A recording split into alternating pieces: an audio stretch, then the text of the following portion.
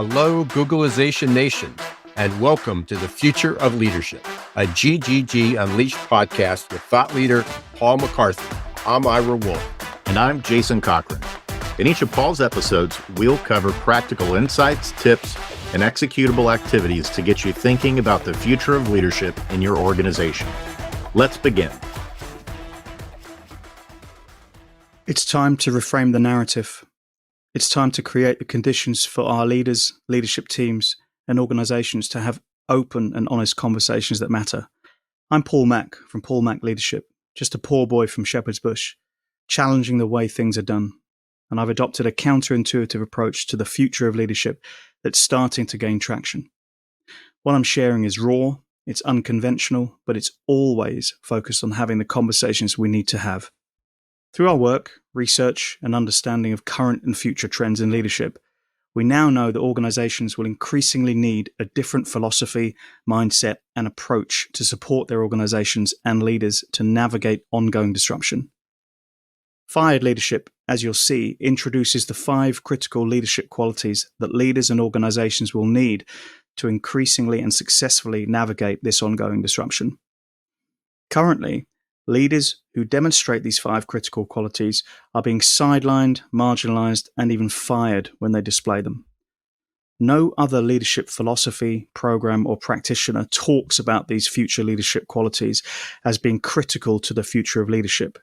And yet the research clearly corroborates their increasing significance to a leader's ability to lead effectively.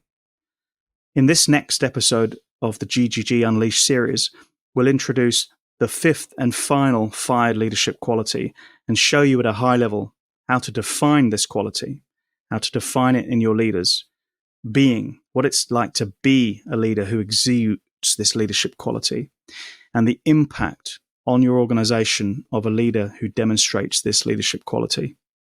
My aim is that by the end of this episode, I would have introduced this leadership quality and provided some tips to help you and your organization begin to identify, recruit, onboard, and develop leaders in your current leadership pool and future leadership pipeline who have this leadership quality. Today, we're going to talk through direct and transparent. I call these transparents. Personally, this has always been the most important and yet challenging of the fired leadership qualities to talk about, because in demonstrating this quality throughout my leadership career, and by the way, being a human, it's the one that has sparked the most controversy amongst my peers, colleagues, and direct reports. One of the reasons for it being so challenging for me is also because of the hypocrisy it surfaces. Leaders are increasingly told and sold by the swath of company recruitment literature and initial recruitment meetings with hiring managers that companies want leaders to be direct, to be transparent, and to not play the political game. And yet, upon being onboarded and immersed into the organization, we quickly find the opposite is true. I started as a senior manager / associate partner in a large global consulting firm. And I went into the meeting with my team and the partner in tow and was asked very clearly to share my thoughts and my ideas upon hearing some of the ideas that the partner had. They wanted to know if I thought the idea was a good one or a bad one. Now, after being recruited through a timely and expensive leadership recruitment process, when I was asked for my feedback, I genuinely thought that I was being asked for my feedback. And when I was asked my feedback, I openly shared my feedback honestly. I explained that the idea the partner had was not necessarily the best idea. And upon doing that, I would step onto what I called ego-based leadership landmines. Instead of defining what a transparent is, let me jump straight into the lion's den and define the exact opposite of a transparent. The following is a true story, and more information can be found from the relevant link in the show notes. You may or may not be aware of the GM ignition switch defect. It was a tragedy that happened in 2014. Allow me to give a short recap. In 2014, GM issued a recall of 800,000 vehicles due to an ignition switch defect. While that may sound trivial, consider that these faulty ignition switches might turn the entire car off while driving, causing the driver to lose complete control. If that weren't bad enough, add to the mix the fact that the airbags wouldn't deploy while the engine was off, a literal death trap. GM expanded its defect notice several times. Ultimately, 30 million vehicles were recalled worldwide. In the end, GM paid compensation for the 124 deaths directly attributed to the defect, as well as forfeiting $800 to $900 million. Even more tragically, the defect could have been fixed for less than $1 per car, and the company had known about it for nearly a decade. The US government launched an investigation and uncovered a range of disturbing findings, including the failure to fix these faulty ignition switches was in part due to the company's many departments and employees literally not communicating with one another and operating in silos. GM's culture, in which silence and buck passing were raised to a Kafkaesque art form that kept these information silos in place. The investigator found a number of GM corporate culture idiosyncrasies that were the main cause of this tragedy, including the GM nod. So at the end of a meeting where a course of action had been decided upon, the leaders would go around the room, each silently nodding in turn. The nod signaled that upon leaving the room, no one was going to do anything of the sort. Or how about the GM salute? A person would cross their arms, but stick them out straight in front of themselves, almost as if they were blocking someone. This signaled the person was steadfast in their refusal to take personal responsibility for an action or a decision. How dysfunctional! Instead of simply saying what they meant and meaning what they said, which, by the way, are some of the defining features of a transparent, the leaders at GM had to resort to their own secret language of non-verbal gestures, like mafia dons, speaking in code to prevent them from being prosecuted because they technically never ordered someone to be murdered, just taken care of. Transparents, well, they are transparent. So in the spirit of being transparent, I also want to point out that the GM CEO, Mary Barra, was cleared of having any knowledge or involvement in these games.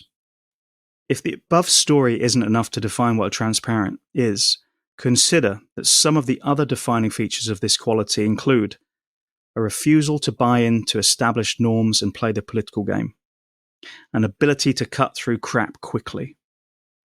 A transparent is forthright and creates the space for forthright conversations. They say what they mean and they mean what they say. And we've just seen the exact opposite of that with the GM story. So if you're out there and listening, I'd like you to ask yourself a question. Have you ever wondered how organizational and leadership norms are created and reinforced in your own organization? Be honest. Right now, what are the equivalents of the GM nod or the GM salute in your organization? In my book, The Fired Leader, Reinventing the Future of Leadership, I go into further detail about this story that I'm about to talk to you about. I was at a large consulting firm, and I was around the table at the end of the year doing performance assessments of my direct reports as part of the annual performance management process. And I was honestly asked for my feedback about certain individuals that reported to me. And I gave my feedback, and I was very clear that some of them were not ready for promotion. And yet what I experienced was nepotism and politics firsthand, because some of the people that I referenced as not being ready to the next level in the organization, because they were friends of the partners and because they made people laugh at summer barbecues and all sorts of socializing events that happen in these large consulting firms, my advice and my recommendation were ignored. And so I just use that as a way in to talk about being a transparent, because a transparent is honest. They're truth tellers, and they highlight dysfunctional and ineffective systems and processes. And that day in that environment was an example of where I, again, told the truth because I was asked to tell the truth, which is what a transparent does. And upon doing so, was marginalized because I stepped out of turn, the equivalent of the GM nod or the GM salute that you've just heard. So if you're in any doubt about how to define a transparent in your organization, they are the truth tellers, the ones who cut through the unnecessary bureaucracy and political game playing to create trust-based organizational cultures that improve individual and organizational efficiencies. In an earlier episode, I mentioned Ray Dalio, the founder of Bridgewater Associates, and he lets it be known that all employees are expected to challenge their peers and superiors and has embedded a culture of dissent, which improves creative thinking and productivity. Well, he's also introduced this concept of radical transparency. But here's how he described the concept, and I quote, "I think the greatest tragedy of mankind is that people have ideas and opinions in their heads, but don't have a process for properly examining these ideas to find out what's true.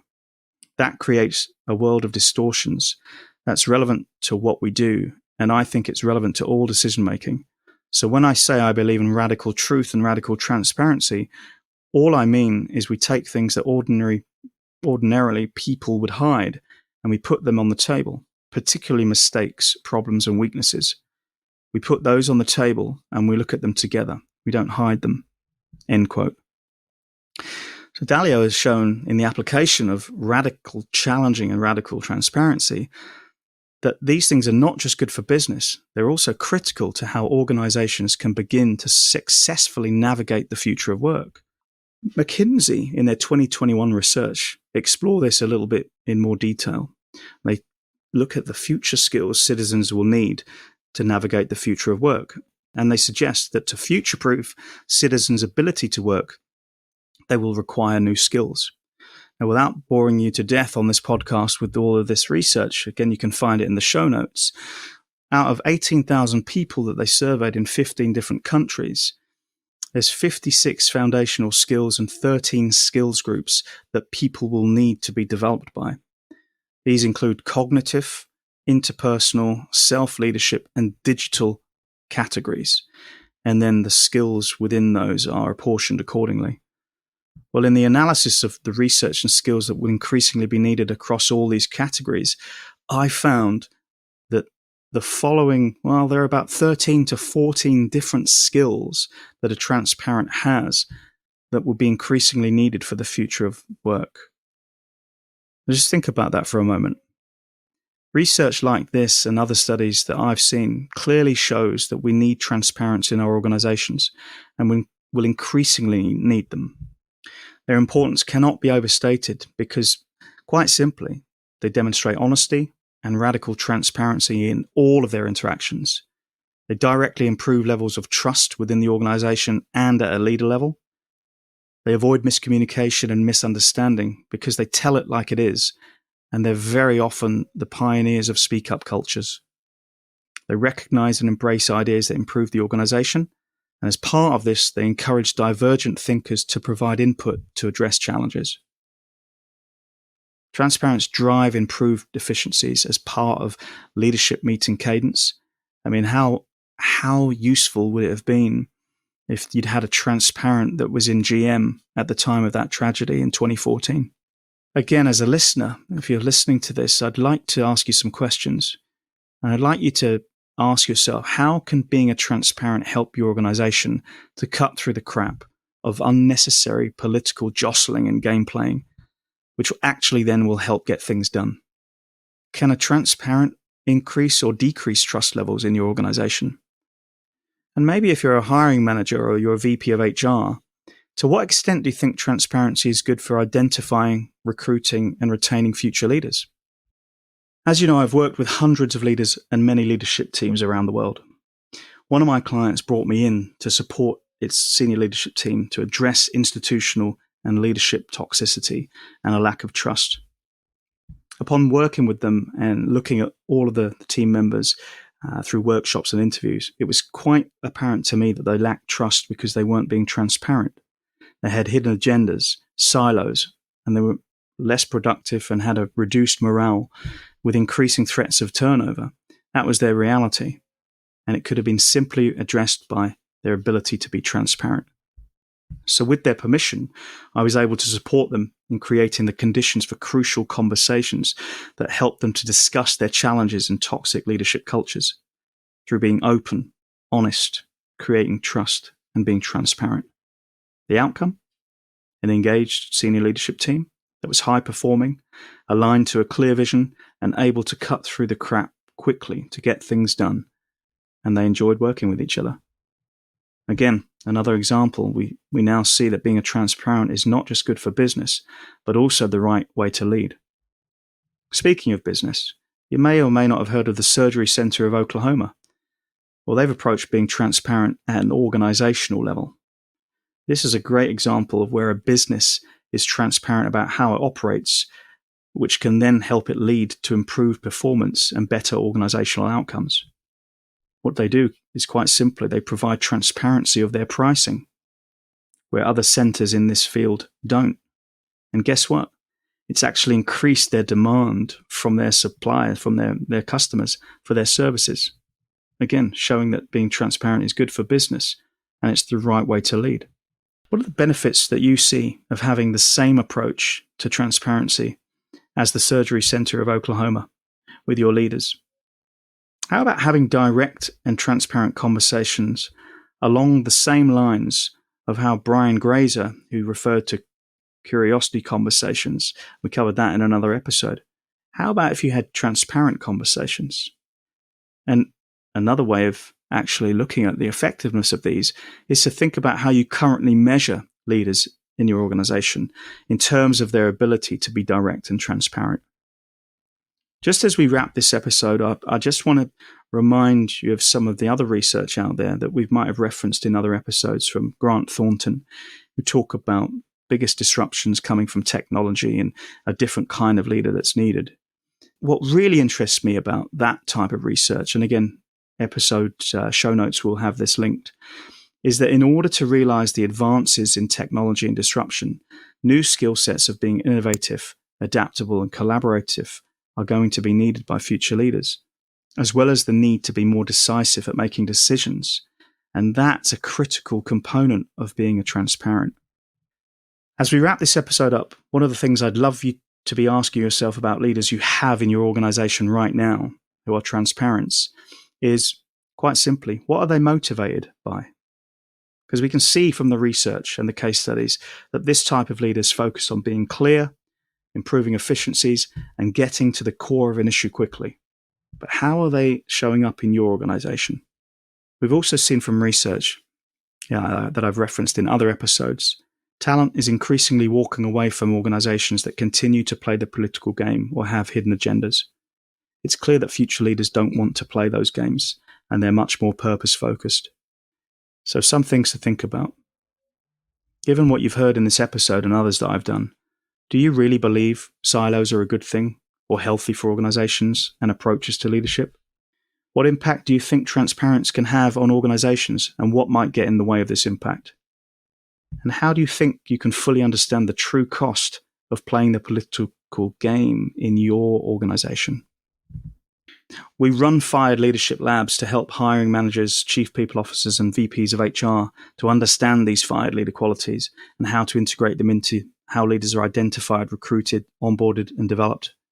So contact me for more information on this through LinkedIn or through my website in the show notes.